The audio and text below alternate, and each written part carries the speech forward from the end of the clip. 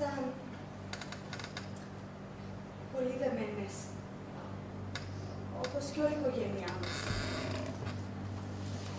Ιδιαίτερα μετά το θάνατο του πατέρα. Τότε εμείς ήμασταν ακόμη παιδιά. Η μητέρα αγωνίστηκε πολύ σκληρά για να κρατήσει την οικογένεια διάσπαστη. Είχαμε μια φάρμα με αγελάδες. Ήταν ένα πανέμορφο μέρος με ένα μεγάλο παλιό σπίτι του 1873.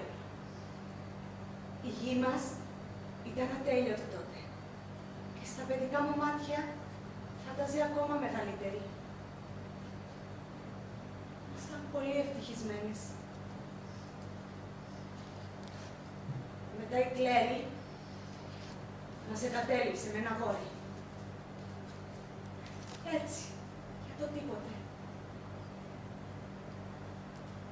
Έμοιαζε πολύ στη μητέρα. Σακωνόντουσαν, στρίγγλιζαν, πετούσαν πράγματα η μια στην άλλη. Τα πηγαίναν πολύ καλά. Η Κλέρι ήταν όμορφη. Εγώ κρυβόμουν στο δωμάτιό μου. Τρόμαζα πολύ όταν καυγαδίζανε. Μα ξαφνικά, δεν ξέρω, ο καυγάς σταματούσε, η μητέρα σήκωνε τα χέρια ψηλά και άρχιζε να βλασφημά τη μέρα που έκανε παιδιά. Και η Κλέρι έβαζε τα γέλια. Τότε και η μητέρα σταματούσε τις κατάρες και έβαζε και αυτή τα γέλια. Την αγκάλιαζε και μετά γελούσαμε. Όλες μαζί. Ακόμα και τώρα ακούω αυτά τα γέλια. Μα έφυγε. Και δεν μαθαίναμε νέα της σχεδόν για ένα χρόνο. Εκείνη η χρονιά ήταν ατέλειωτη. Η μητέρα περίμενε και περίμενε. Αλλά η Κλέρι ποτέ δεν έγραψε και ποτέ δεν ήρθε. Τότε, ένα πρωινό, πήραμε ένα γράμμα από κάποιον στη Λουιζιάννα. Έγινε ένα δυστύχημα και η Κλέρι πέθανε. Στην αρχή νόμιζαν πώς θα τα κατάφερνε, μα ξαφνικά άρχισε να αιμορραγεί και...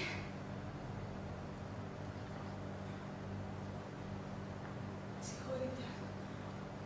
Όταν τα θυμάμαι αυτά, δεν αισθάνομαι πολύ καλά. Η μητέρα αρρώστησε μετά το θάνατο της Κλέρης. Ξαφνικά γέρασε. Παραιτήθηκε. Δεν μπορούσα να κάνω τίποτε.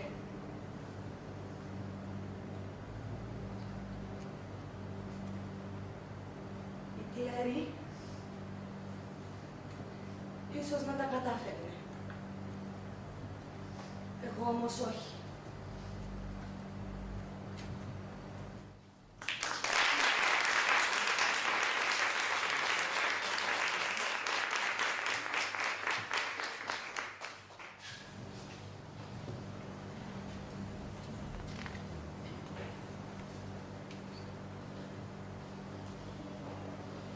Every fucking year, I have a tree.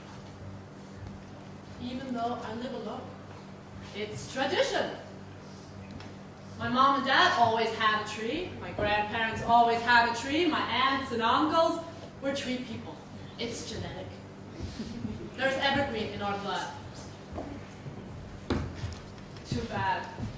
Because tree hunting is a pain in the ass. Every December, I go out and hit the tree lots. And it always rains the night I go out. This cold, damp rain, and I'm out there stomping around, my toes turning blue, looking for that perfect Christmas tree. Which is impossible. Because all that's out there are these miserable, overpriced weeds. And they're on these lots run by people who look like they're the cast of Dumb and Dumber. One guy, who was a stranger to teeth, shook out a bunch of trees, but I couldn't concentrate on them because his fly was open. Where do they find these people?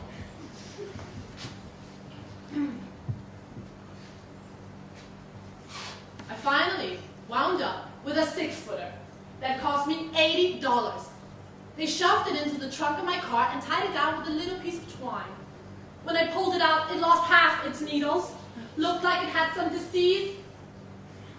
It took me 20 minutes to get that thing up the stairs into my apartment. Ruined my hands. I still can't get that sap from underneath my fingernails. It took me 3 evenings after work to get that damn thing decorated. And then I couldn't light it because it was too fucking dry. And then my cat nearly choked on tinsel. Insane. But, as I said, tradition.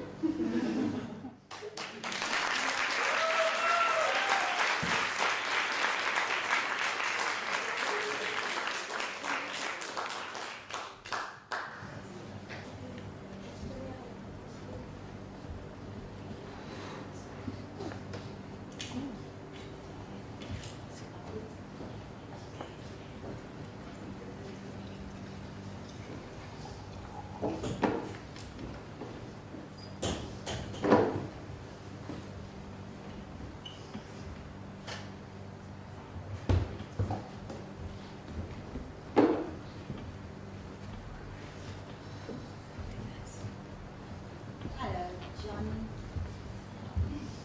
This is your mother. Do you like me? Do you remember what I looked like? I had slim legs, denied body, champagne breasts, and my skin was creamy white with warm little freckles on it. Johnny, look at me. I'm going to tell you something you should know about. Look at this body. Do you know what this body is for? It is for the lust of God to have his way with me. All the way, Johnny. All the way. Plant a baby inside of me. To plant a baby inside of me. That's where you were. You were up inside of me. Up here. Haven't I ever told you about that stuff? Let me tell you, my darling son. A man, Johnny. A man put his thing in me, and it made him feel terribly good. That thing, that big thing of his, made him want to come. Do you know what want to come means? It means he can't stand the pleasure of it so much that he dies in me. He dies in me, Johnny. And when he does, his whole body starts to shudder. And he starts pumping and pumping. And he makes these strange cries like a baby wanting his mother. And his face gets red like a poor sweet thing. And he begins to weep. And then, Johnny, then he comes.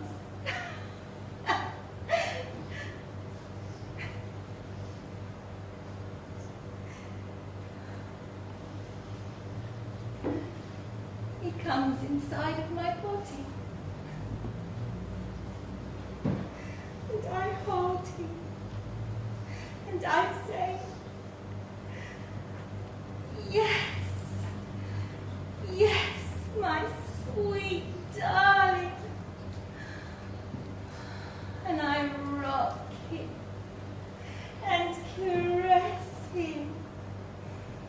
And he gets all soft and cuddly. And he just curls up. He goes to sleep.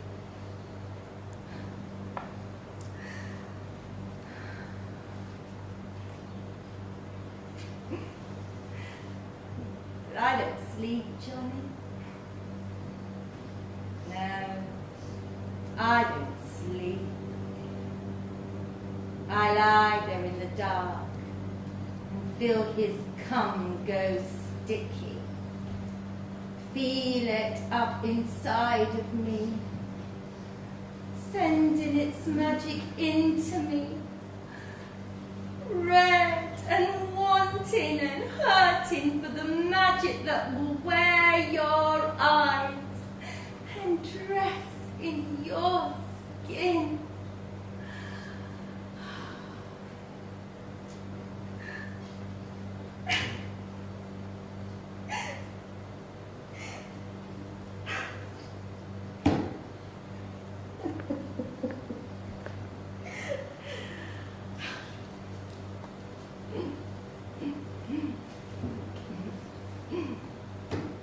Someday, you'll come, Johnny. You'll know when you come. You'll know it for sure.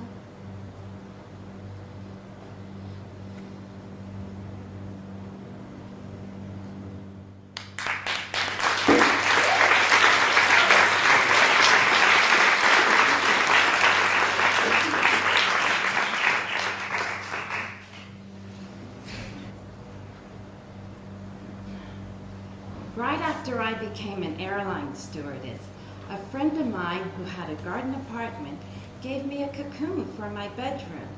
He collects things like that, insects and caterpillars and all that. It was attached to a twig, and he said that one morning I would wake up to a beautiful butterfly in my bedroom when it hatched. He told me that when they come out, they're soaking wet, and there's a drop of blood there too. Isn't that fascinating? But within an hour, they dry off, and then they begin to fly. Well, I told him I had a cat. I had a cat then. But he said, just put the cocoon somewhere where the cat couldn't get at it. Which is impossible, but what can you do? So I put it up high on a ledge where the cat never went. And the next morning, it was still there. At least so it seemed safe to leave it. Well, anyway, almost a week later, very, very early this one morning, the guy calls me and he says, April, do you have a butterfly this morning? I told him to hold on, and I managed to get up and look. And there on that ledge, I saw this wet spot and a little speck of blood, but no butterfly. And I thought, oh dear God in heaven, the cat got it. I picked up the phone, and just then suddenly I spotted something under the dressing table. It was moving one wing. The cat had got at it, but it was still alive. So I told the guy, and he got so upset, and he said, oh no, oh God, no. Don't you see that's a life, a living thing? Well, I got dressed and took it to the park and put it on a rose. It was summer then, and it looked like it was going to be all right, I think. But that man, I really felt damaged by him. Awful. That was just cruel. I got home and called him back and said, "Listen, I'm a living thing too, you shithead." I never saw him again.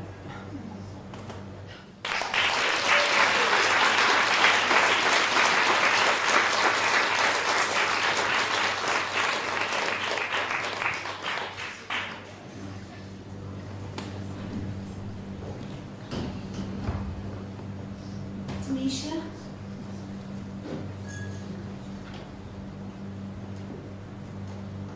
Are you awake?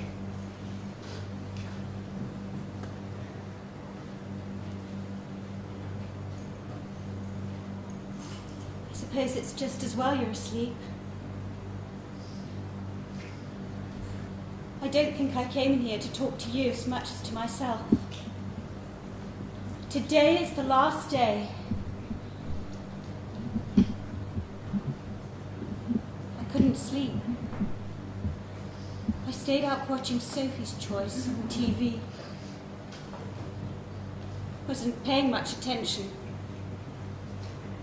Till one of the Nazis asked Sophie which one of her children should live. The boy or the girl? I saw her standing there, holding both her children close to her, trying to choose which one would be cremated.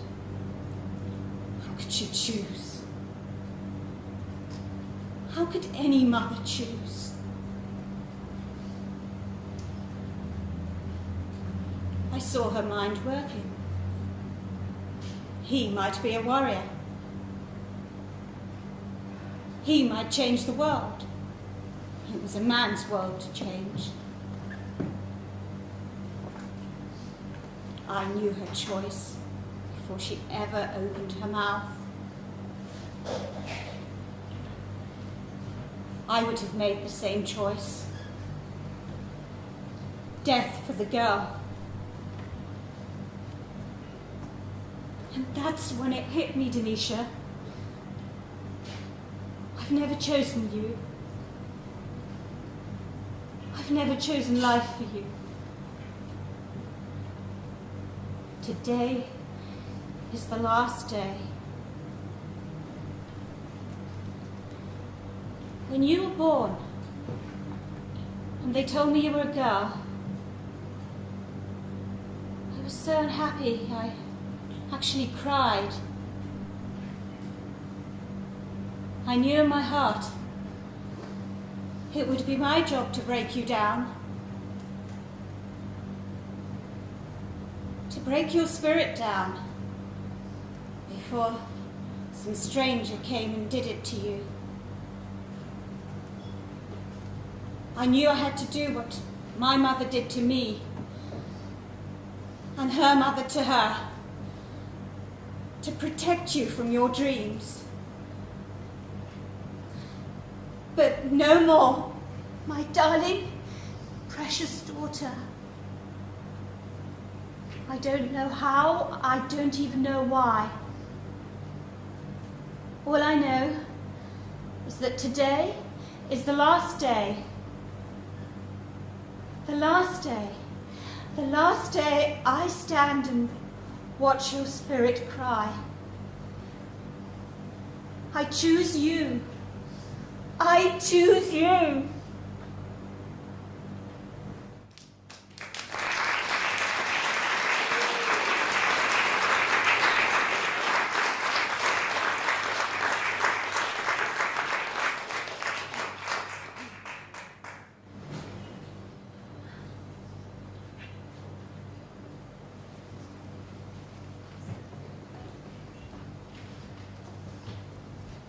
And I want to play hide and seek.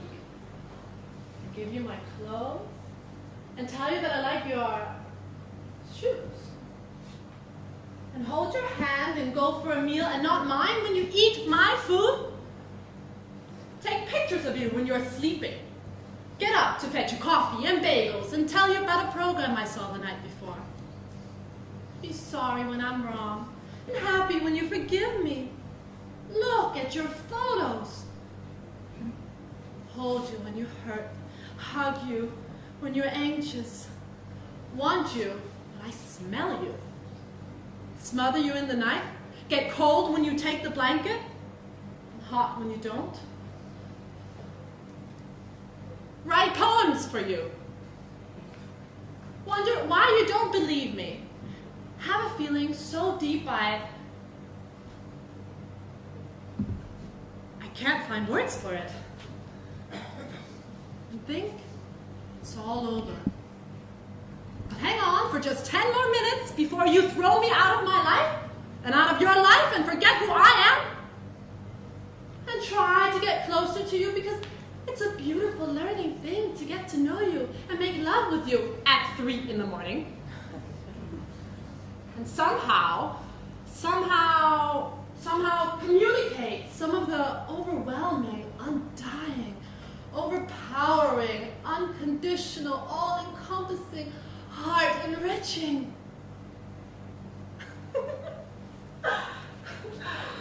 Mind-expanding, ongoing, never-ending love I have for you.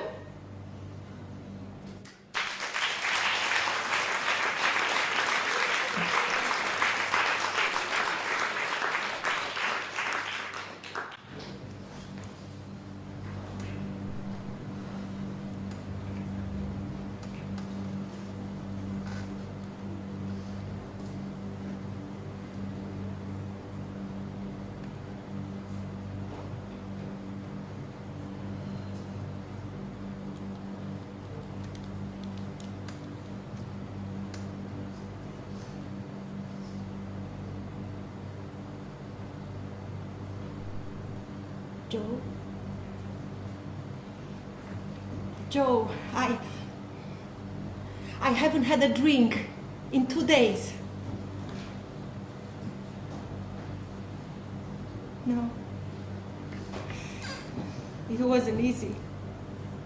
But I wanted to talk to you, so I thought I would try and deserve it a little. Kind of penance, you may say.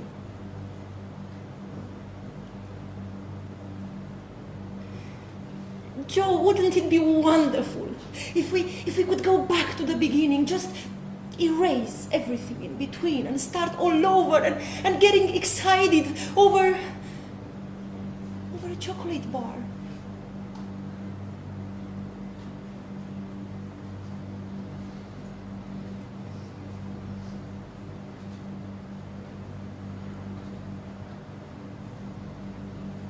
I want to come home.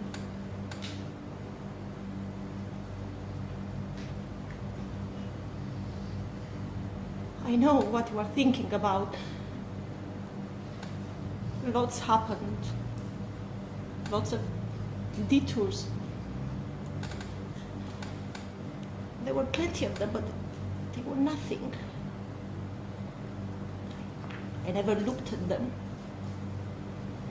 They had no identity. I never gave anything out of myself to them.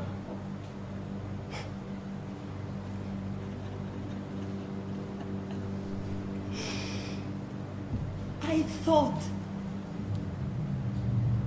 they would help me from being so lonely.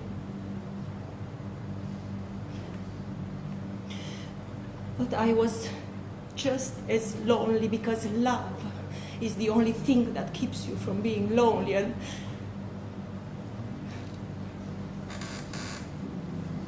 I didn't have that.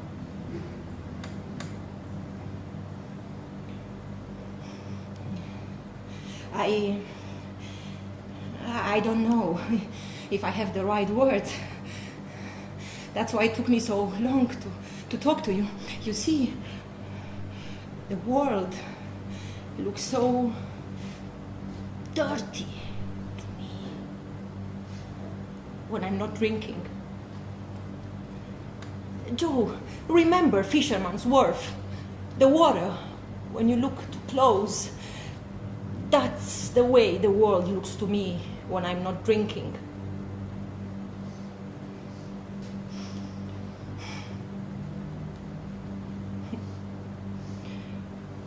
I don't think I could ever stop drinking completely. Not like you.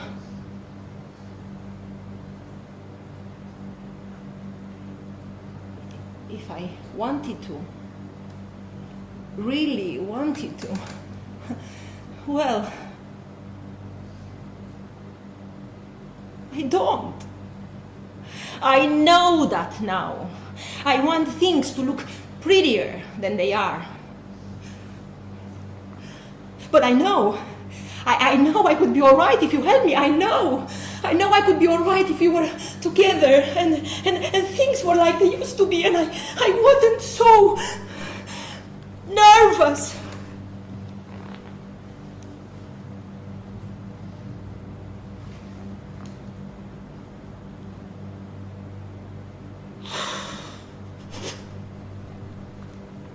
I need to be loved.